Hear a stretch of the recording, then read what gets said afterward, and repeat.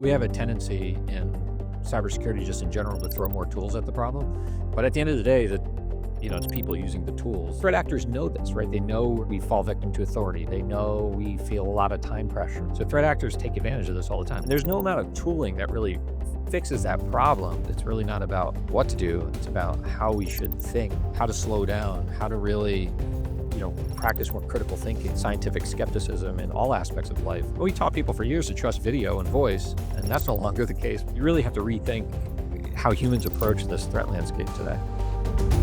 Hey everyone, thanks for listening to another episode of Beyond the Alert. Today I have the pleasure of speaking with Randy Rose, VP of Security Operations and Intelligence at the Center for Internet Security. Randy, thank you so much for joining me. Well, thanks for having me. Awesome. All right, we're going to dive right in. We have a lot to cover. So you've written about why phishing still works, and your answer wasn't more technology. What did your forensic anthropology background teach you about cyber that most security professionals miss? Well, I don't know if I would say most professionals miss it necessarily, but I think, that's kind of over focus on technology. Like we have a tendency in cybersecurity just in general to throw more tools at the problem. But at the end of the day, it's people using the tools. And there's really unique things about humans just really across culture, different cultures around the world. There's certain things that we do over and over and over again. And threat actors know this, right? It comes back to the human brain. And there's tons of research on this. It's not even necessarily anthropology or forensic anthropology focused. I mean, certainly the evolution of the brain is something that anthropologists study, but psychologists, sociologists, all sorts of specialists in multiple fields, multi domains. And anthropology, by the way, is considered a multi domain specialty. So you kind of have to learn all these subfields and extra fields. But really across all of these, right? Psychology, sociology, they're doing all this interesting research, and they're finding certain things, are pretty much universals. And multiple people have written about them. You may have heard of Robert Cialdini from the University of Arizona, who talks about persuasion and the weapons of influence. He's identified 7 things like unity. So we tend to, feel more obligated to agree to people that we have a kinship with, so our family or close friends. Liking, which is we tend to like people who are like us. We tend to say yes to people that we like. I think it could be as simple as, we both have the same favorite band, or we're both rooting for the same footy team in the World Cup, right? The things that connect us together could be very minimal things. But threat actors know this, right? They know we fall victim to authority. They know we feel a lot of time pressure. They know that when resources are scarce, we increase the value. Our understanding of the value of something is higher when there's more of us, more buyers and less things to buy. So threat actors take advantage of this all the time. We see this in phishing, we see it in human social engineering, we see it in business email compromise, and there's no amount of tooling that really fixes that problem, right? It's a unique human centric problem. So I think the question really isn't about what tools can we slap in there, and it's not even about telling people what to look for, which is historically what we've done. We should look for this marker, look for misspelled words and a disagreement between the signatory and the name on the email that comes in.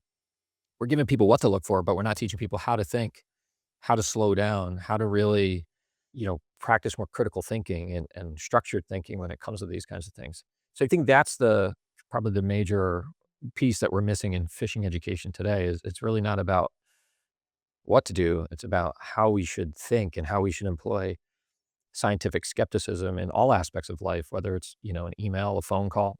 We taught people for years to trust video and voice, and that's no longer the case with deepfakes, right? So we're in this, we really have to rethink how humans approach this threat landscape today. Yeah, because I find myself looking at a photo on social media. And I'm not a big social media person, but I will question, like, ask my husband, hey, is this real or is this AI? I mean, honestly, like, I teach my kids this. I was like, you have to be skeptical of literally everything, right? They consume a lot of, YouTube shorts and Instagram videos and things. You can't trust any of that stuff, right? From the social media and marketing aspect of it to the actual content creation. None of it's real. It's all fake. So, and that has actually, some significant impacts on people, on children. It has impacts on us as adults and how we consume content and the things that we believe. But it also has profound impacts to businesses and individuals from a social engineering and phishing perspective. I mean, it's a really insidious threat, actually, when you think about it, because the normal human fear, like, we fear things like personal injury and death, like physical impacts. But cyber impacts actually have, those physical threats are actually pretty low from a statistic perspective. Like, you're far more likely to be killed by an asteroid than you are to be injured in a terrorist attack. We don't worry about asteroids, we worry about terrorist attacks. We don't really think about the cyber effects as much, but they actually have profoundly more, especially from a pure math perspective, profoundly more, a higher likelihood to impact you in your day-to-day life, having your identity stolen, having businesses that suffer from a ransomware attack and they go under, and that affects livelihood of, the livelihood of a lot of people, a lot of organizations. Or a school district gets hit. That is a community-wide impact that may not be physical in nature in the same sense that a shooter would be, but it has a disruptive effect across everything from meal delivery to, parents' work schedules to bus transportation, even local elections, if it happens around a time when, school board elections are happening in the school gymnasium or something along those lines, right? So the cyber impact is actually, we don't talk about it as much, but it's much more of a, has a statistically more likely, and then it has, this kind of really wide ranging impact in the real world. Yeah. It's probably out of sight, out of mind for most people who are not in the field, I would assume. Yeah, I think so. As you say, it's just hard to wrap your head around some of this stuff, right? It's ones and zeros. It's digital. But you talk to somebody about what the cloud is, people envision the cloud, being wireless technology, and it's not. It's a physical computer that the data gets to over physical lines, and most of those lines run under the ocean. They follow the shipping lines of, going back to the 1700s.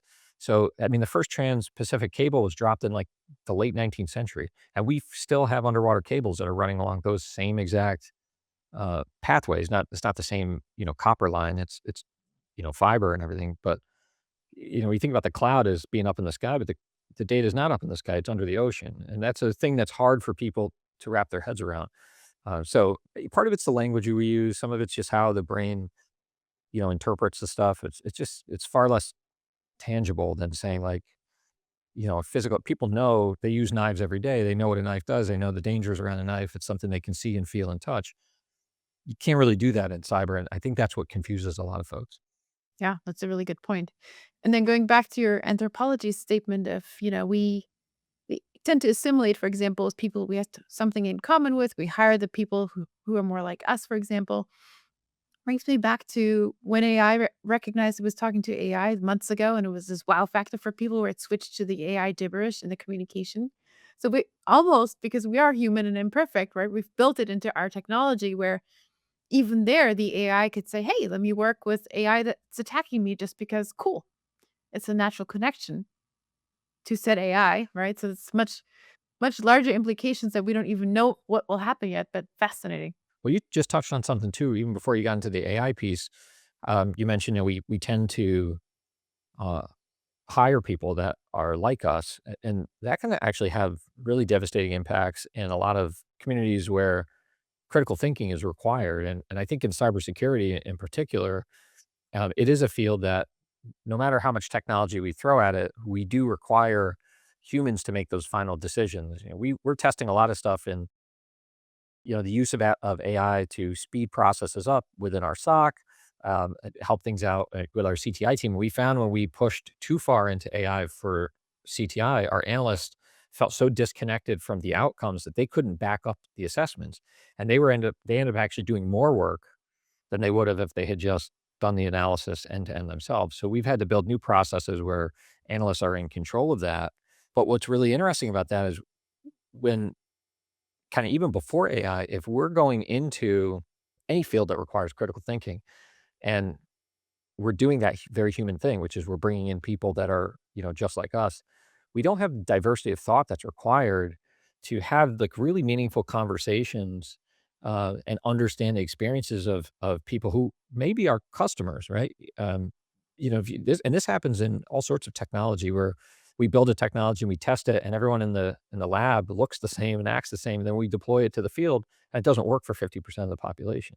There's the famous story of the white light sensing water faucets in the Atlanta airport that didn't work for people of color, and we keep making. we're not learning the lesson. We keep making that mistake over and over again with technology. So that diversity is actually really important. We need to recognize what those human universals are and actually consciously make choices against them. Know what our default position is going to be on things. Slow down and make the assessment. Are we making the right decision because it's the right decision, or are we making the easy decision because that's what our brain wants us to do?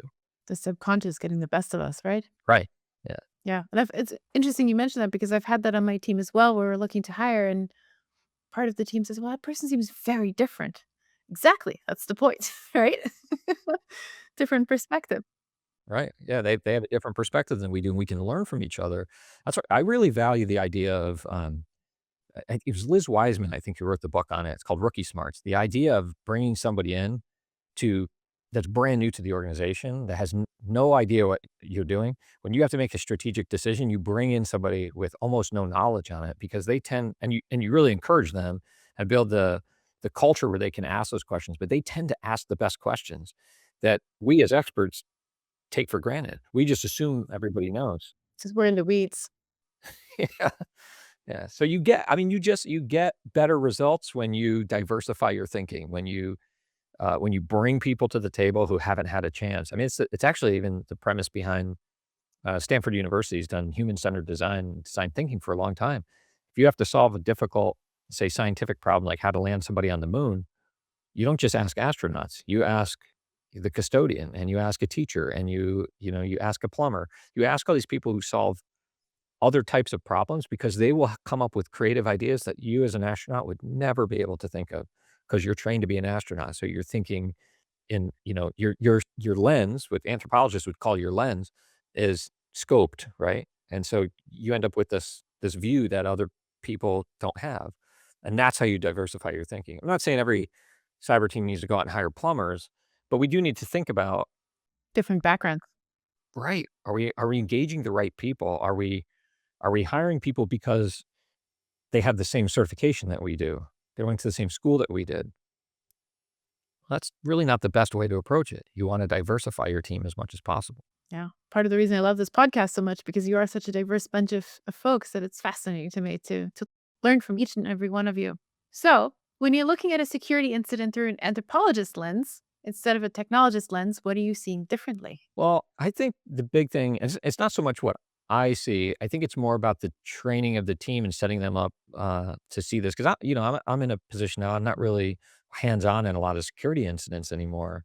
But I think one of the things that translated kind of early in my career, I pivoted from being more on the IT side to cybersecurity, and I found that my anthropology background was really, really helpful as I entered into. Actually, in my early days, I was a pen tester, so that adversary emulation, really understanding the person, how they operate, what their tactics and behavior. I don't even think we had the term IOCs and IOBs. So indicators of compromise and indicators of behavior. That wasn't really, those weren't really around when I started. So, so we just talked about, like, understanding the adversary and thinking like an attacker. So I used my anthropology skill set, and the training that I had in studying populations, and everything from studying gene flow to cultural, ethnographies and stuff, understanding, like, what these actors are doing and developing patterns of life, which is kind of a intel term, but really understanding, how an actor is doing certain things at what time, on what schedule, what are the tactics, what today we would call tactics, techniques, and procedures. But at the time it was, we were just looking at as pattern of life analysis. Like, what are the things that they're doing that they're repeating over and over again, right? This is kind of who they are as a person, not just as the person at the keyboard, but as a person themselves. Like, what are the habits that they have? And that translated. I pivoted from being a pen tester. I pivoted into cyber threat intelligence and working for the Navy, running the intel shop at Navy Cyber, and that was something that anthropology really set me up for success with. So when I came to CIS, that was the same kind of thing. I brought to CIS. I said, we're gonna focus on the people behind the keyboard, not just the technical indicators. And I think that's where the value comes in. Because at the end of the day, I mean, it really is people, and we don't really focus on attribution. I don't need to know specifically, that was Tony down on the corner who did the attack. I don't need to know that. I mean, understanding the people as not as necessarily as individuals, but as the motives, the behaviors behind what they're doing, so that we can actually disrupt. Are you familiar with the pyramid of pain? You ever heard of that? Yes. Yep. right? So it's that idea of like, yeah, we can disrupt the technical stuff, but if we can disrupt the behaviors, if we can build proactive measures to disrupt the behaviors, then we can get in front of not just this attack, but the next attack and the attack after that, because the threat actor isn't changing how they're behaving as humans. They might change like where they're launching their attack from, or they may change the hash of the software may change because they updated the programming, but the tactics that they built in, their methodology has stayed the same. That's a fascinating way to look at it. So when you studied anthropology, did you think you would end up in cyber?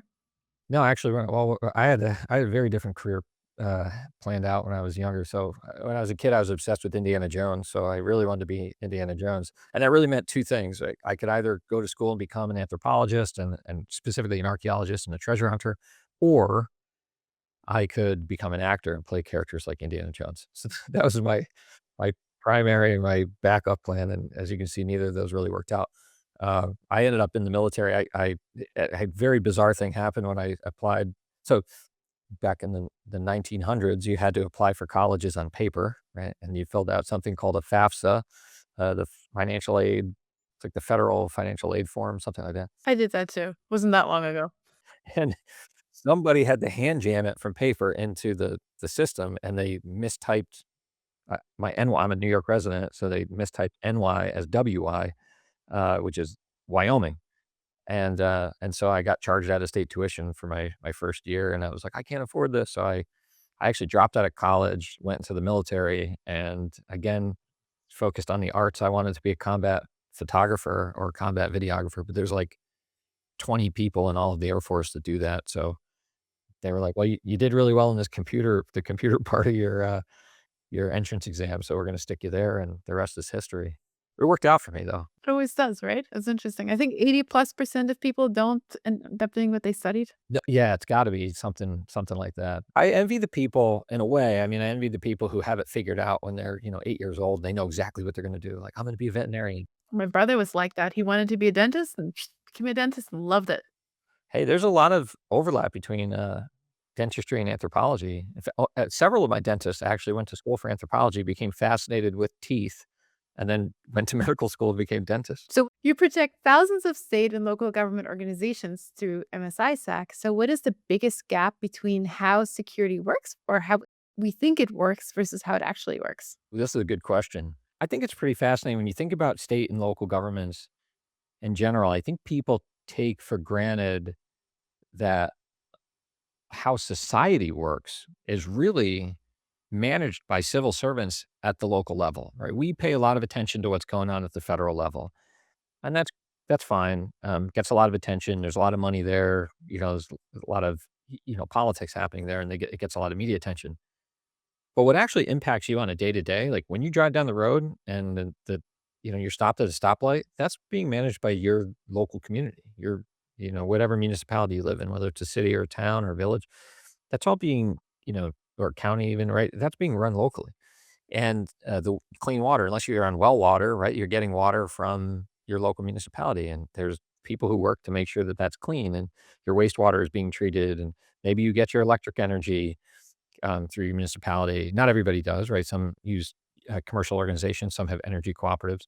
But all this stuff that happens at the local level, that really you're the day to day functioning of your life, all the stuff that we take for granted happens locally. And there are people in those organizations that, if I'm being completely transparent, they're underpaid, they're under-resourced in other ways, right? There isn't a lot of money at the local level to fund cybersecurity programs.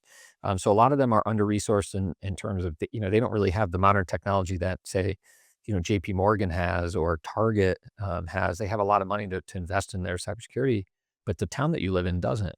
So it's oftentimes it's one person. Sometimes that one person is part-time, IT, part-time cybersecurity, and they're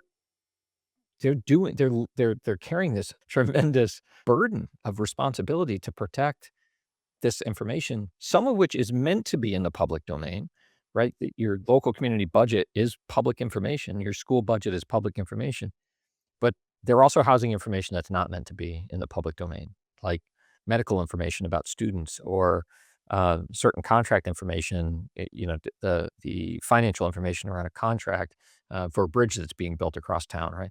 So they're having to balance this unique landscape of making sure the public has the access to the data that they're required to and that they should have while protecting against threat actors. And state and local is really interesting too because it's probably I don't know if I'd say it's the only sector, but it's the primary sector that's targeted both by cyber criminal actors and by foreign state aligned actors. And as we're seeing right now, there's an increase in attacks from state aligned hacktivist organizations like the Handala Group is aligned with Iran and going after water sector and a number of K-12 schools and stuff. So I think that it's easy to point the finger at local governments when there's a screw up, when there's a data breach, when we when something happens and they point back to the state CISO or the city IT director. It's easy to, especially in the media, to try to put the blame on one person. But the task that's before them is just an immensely stressful one, and it's really way too much for any one person or even a small team to handle, and they're really not resourced effectively to do it. Yeah, definitely fair points. So social engineering works because we're predictably human. This is flipping the question from earlier on its backside. Should we be trying to change human nature or should we be designing around it? Well, we're not really gonna change human nature if you think about it from the I guess, let I get forensic anthropology view, but the neurobiology view, there's probably 2 big things. One, we actually don't know truthfully how the brain works. Like, we have a pretty good idea of how aspects of the brain work, but there's some really interesting, new theories about, cortical columns in the brain and how, neural connections are happening and things like that, but we don't really have a good understanding of precisely how the brain works. So that's one challenge. And the second is if you look at, how long it takes for a brain to evolve, right? It's millions of years, but our technology is evolving far more rapidly than that. So we effectively have this brain that developed our modern brains basically developed or stopped evolving or has not evolved much in the last 10,000 years.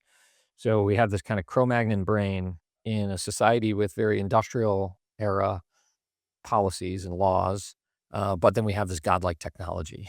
So we're stressed out. I mean, we're getting an insane amount of data thrown at us every day. I've heard about a year ago, I heard a stat that we were getting about 75 gigabytes of data thrown at us on a daily basis, which to put that into perspective is about a lifetime's worth of data for an American colonialist, and a well-educated one, by the way. So, on a daily basis, we're just, your brain is just having to filter out all of this noise constantly. And so it's stressed out. It's making poor decisions. I mean, this is all part of the mechanics of the brain. I don't think we're going to be able to change those things. So we have no choice but to design around it. But I think we also have to not just design the technology around it. Back to what I was saying earlier, I think we need to really focus in on teaching people how to think and give them tools, the critical thinking tools, that help people slow down, question things, become more skeptical. Uh, that's not something that we really learn in school. I mean, I don't remember growing up in school. I think logic proofs in math were like the closest thing to critical thinking that I was actually taught. So it's probably something that we need to think about, as a society. How are we teaching people to think critically and adopt those, that mindset? Or being creative too, right? Because there is no, in today's average workday, to your point, there's all the info overload, trying to get stuff done, the Zoom meetings. You don't really have time to step back and think creatively through a problem or come up with a solution unless you're not working, which is rare in our culture. Yeah, I mean, if you think about the great philosophers over time, right? The Hegels and the Immanuel Kant and the I don't know, Socrates or whatever, right? These guys they had the freedom for different reasons, but they had the freedom to sit around and think all day. Right? We don't we don't have that luxury, right? We got stuff to do, especially here in the US, right? You and I were chatting a little bit beforehand about life in Europe and Europe, the pace of life is a little bit different, but they're still working hard. Uh, but they also get, it's very normal to enjoy 30 days of holiday, to go skiing, in the winter. We don't do that in the US, right? You're basically on all the time. Even when you're off the clock, you're on the clock. So Working ahead, working after, working in between. just kinda like being connected all the time, working remotely, being able to connect from home, having I got a personal phone and a work phone, and, there's just this expectation that we're on all the time, so even in our downtime, we're not really, giving people that opportunity to rest and rebuild, and that can be really problematic in the SOC sense, because the analyst burnout, right, the responder fatigue is very real. It's a major concern for incident responders, for SOC analysts. If anybody that's like in that kind of constant role of having to detect and respond, detect, analyze, respond, detect, analyze, respond. They're just bouncing from thing to thing. It's mentally, draining and exhausting. And even though they might not physically be doing something, right? They may not be working the same, having the same kind of like physical like impact on their bodies that like a factory worker might or a warehouse, stocking employee might have. At the end of the day, they're tired because their brain is tired. Your brain's only 2% of your body mass, but it consumes about a fifth to a quarter of the calories you take in. And if you're forcing it to Context switching too constantly, right? always, right? So just eating, it's just burning up calories. So we gotta give these people, the analysts, we gotta give them more time off and be a little bit more forgiving in their off hours, make sure they're getting those rest times and that they're able to separate.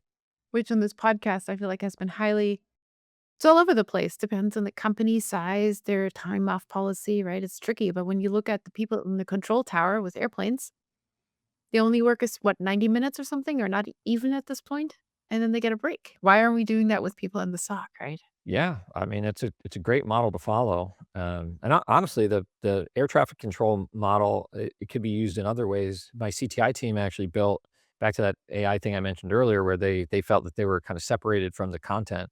They built a model called the tower and sortie method based on air traffic control.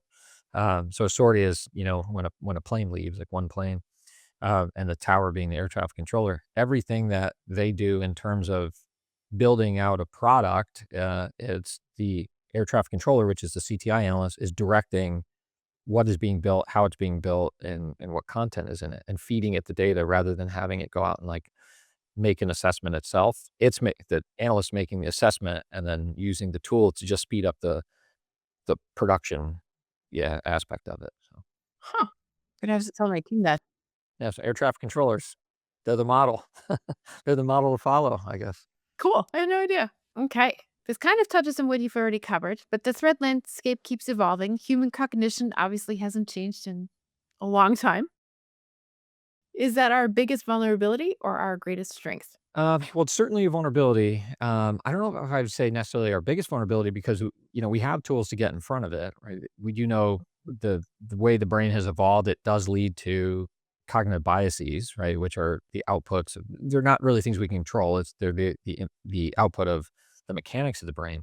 But if you're aware that if you know what the cognitive biases are, and you know which ones you're most likely to fall victim to, you can by building that awareness, you can actually recognize and correct your own behavior. So if you're somebody, say for example, one is anchoring bias. If you're somebody that when you read something, the first thing that you read, it stays in your head, and then that becomes the basis for a belief system around whatever that thing is, right?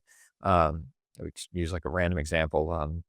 Say like Princess Diana, when she died, if the first thing you read was a theory that it was, like I don't know, an organized assassination attempt on her. That might live in your brain, and no matter how much proof comes out, you're like, "Well, yeah, but I mean, I remember, like it was this assassination attempt."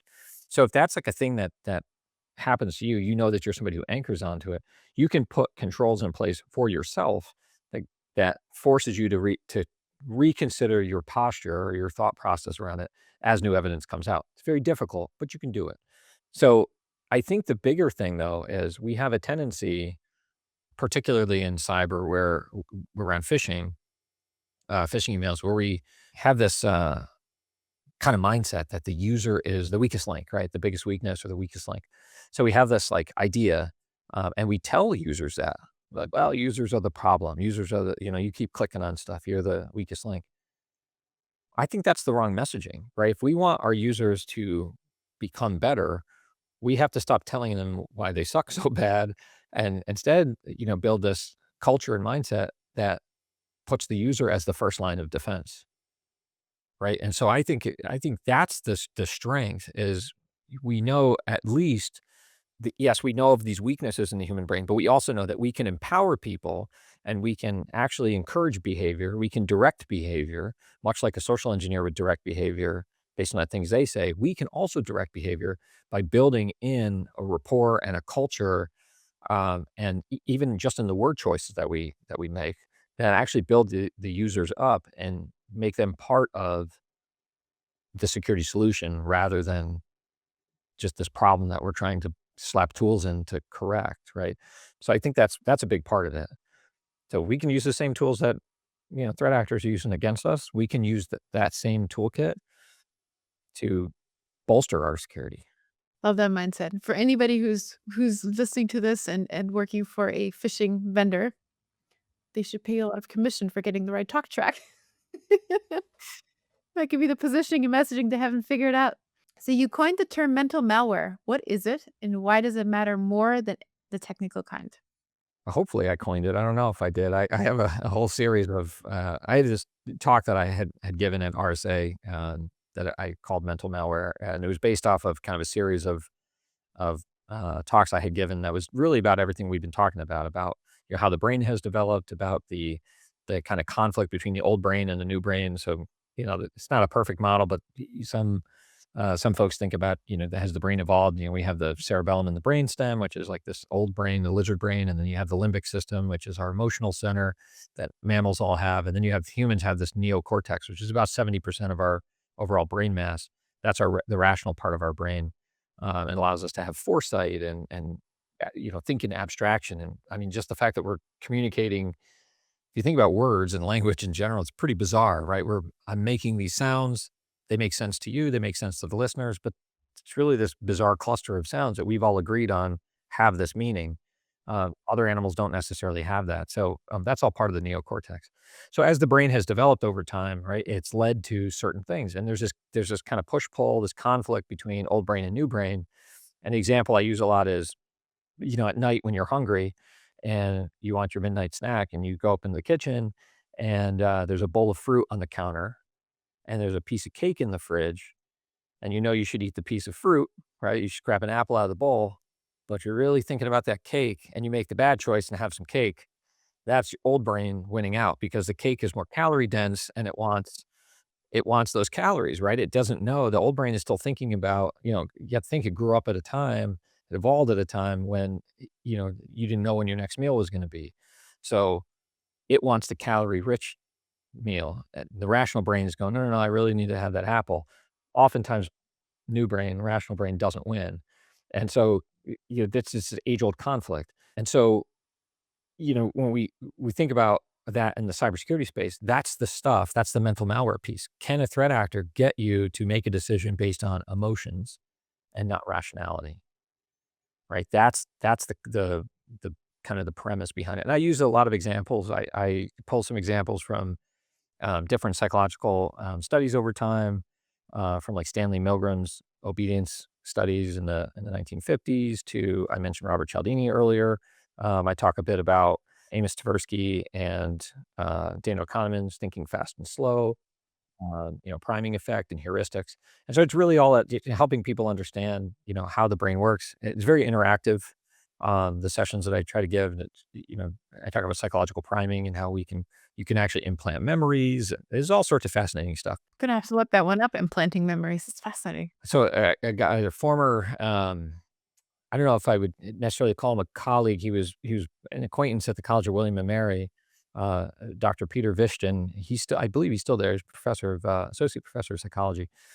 He actually taught me that one about. He did some memory studies, and he used this essentially an implicit memory or reference memory model where he could show you a whole bunch of words, and then based on how your brain interprets those words, it'll think of an associated word, and then you will actually remember that word as being part of the list when it was never part of the list of words.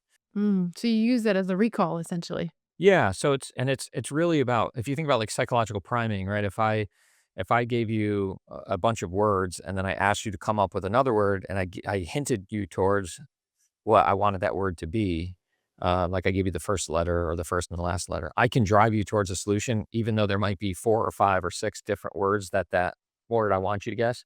It could be, right? It could be like stop or soup or soap. If I give you certain words like chicken and warm, you're gonna say soup and not stop, right? And so that's essentially I'm setting you up a certain way, and that again, that's how mentalists and magicians and illusionists and social engineers and con artists and, cyber threat actors, they all are using the same tactics.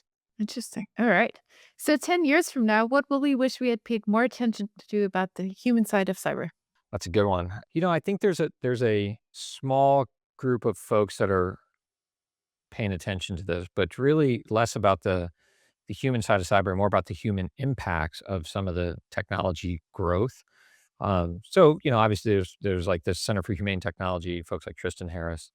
There's a whole bunch of folks that are looking at a lot of educators looking at this, but really thinking more about less about the human side in terms of like how humans are impacted by cyber threats directly, but more about how humans are existing within this environment where not just cyber, but the technology cyber threats are evolving really quickly, but the technology around it is evolving really quickly. And I think it's creating a lot of probably unnecessary stress and undue stress. And then cyber, if you look at cybersecurity compared to basically any other industry, we put a lot of onus on the users to secure everything, right? We ship software with all these security weaknesses in it, and then we put it on the user to secure it, right? To turn stuff on by default, which is kind of strange. Like you wouldn't do that if you bought a new car, you wouldn't expect to get in the car and there's no seatbelt, and you go back into the dealer and you're like, "Hey, where's the seatbelt?" They're like, "Oh, that's a safety feature, right? That we just provide the vehicle. You have to put the safety features in. You have to go down to AutoZone and get the seatbelt pack and install it yourself." Like, we wouldn't do that, but we sort of do that in IT and cyber. So I think there's, like, weird things like that that y we just it's still a relatively cyber, specifically is a very, immature field in terms of, how long it's been around. But even the information technology field more broadly, it's still a relatively young field. I think we have a lot to learn about using it to really improve the human condition as opposed to, just trying to outpace each other and get the technology out the door as fast as possible.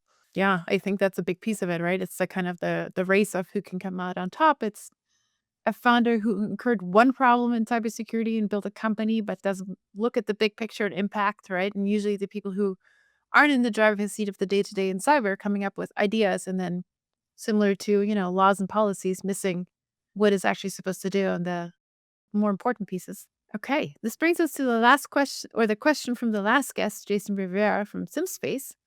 What does the AI threat landscape look like in 5 years? Which sounds like, really 100 years ahead is 5 years today, right? Yeah, I mean, it's really an impossible question. I guess I could probably say anything and it doesn't matter what I say, it's gonna be wrong, or maybe it'll be right. There is no right or wrong. Exactly. I mean, who could predict 5 years at this point? Was it Niels Bohr, famous physicist, who said, "Prediction's really hard, even especially about the future," something along those lines, right? So, I think certainly I can't tell you what it's gonna look like in 5 years. I think what's happening right now is like we're at the base of this very steep uphill cliff. But we're really at the infancy of AI today. So there's gonna be so much change. Just I mean, in the next year or 2 years. Back in the '90s, it was everybody that was building computers. You were every 6 months or a year, the CPU speeds were like doubling. That's where we're at with, AI, but I think it's happening much more frequently today. So new models are getting better and better and better, and they're processing more data, they're sucking up all this data. But it is gonna plateau at some point. I hope it's before 5 years, and in 5 years, we've hit our stride where, you know, AI is integrated into a lot of things, but we've figured out some of the environmental issues. We've figured out a lot of the things that people struggle with today in terms of the cyber safeguards, and it's implemented into capabilities, but it's not overrunning our world. But I still think 5 years from now, I don't think we're gonna be in Jetsons territory where we have, like, maids that are running around our house, fully autonomous robots cleaning up after everybody. We'll see, the autonomous vehicle, breakthrough if in 5 years everyone's driving driverless cars, riding in driverless cars. I don't think we'll be fully there in 5 years, but, I guess you never know. Flying vehicles are the next big thing. I'm just really hoping that in 5 years' time, we're not seeing, like, fully autonomous, like, warfare. That's the big thing I wanna avoid, right? Same. Yeah, so there'd be nowhere to turn with that. But I think if anyone was suited to answer that question, it would be you with your background. So well done. Little did the last guest know you'd be doing just fine. So, on that note, what would you like to leave for the next guest?